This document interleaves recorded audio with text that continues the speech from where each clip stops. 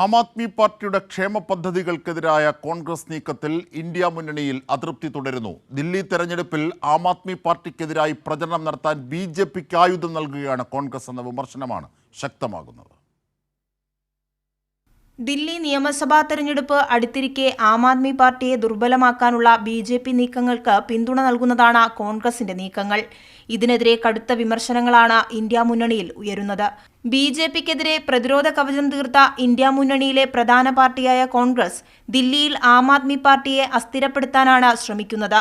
ആം ആദ്മി സർക്കാരിന്റെ ക്ഷേമ പദ്ധതികൾക്കെതിരെ കോൺഗ്രസ് നേതാവ് സന്ദീപ് ദീക്ഷിത്തിന്റെ പരാതിയിൽ ലഫ്റ്റനന്റ് ഗവർണർ വി.കെ. സക്സേന അന്വേഷണം പ്രഖ്യാപിച്ചതോടെയാണ് ഇന്ത്യ മുന്നണിയിൽ കോൺഗ്രസിനെതിരെ കടുത്ത ആരോപണങ്ങൾ ഉയരുന്നത്.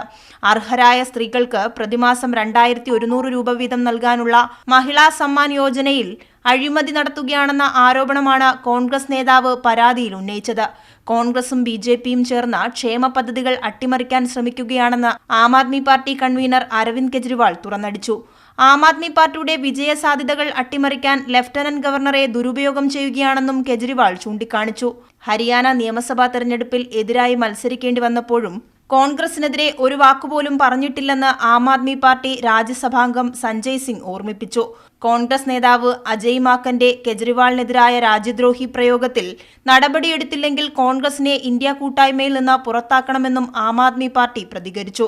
അതേസമയം ക്ഷേമ പദ്ധതികൾ അട്ടിമറിക്കാൻ കോൺഗ്രസും ബി.ജെ.പിയും ശ്രമിക്കുമ്പോഴും ക്ഷേത്രത്തിലെ പൂജാരിമാർക്കും ഗുരുദ്വാരയിലെ പുരോഹിതർക്കും പ്രതിമാസം 18,000 രൂപ ഓണറേറിയം നൽകുമെന്ന പ്രഖ്യാപനവും ആം ആദ്മി പാർട്ടി നടത്തിയിരുന്നു.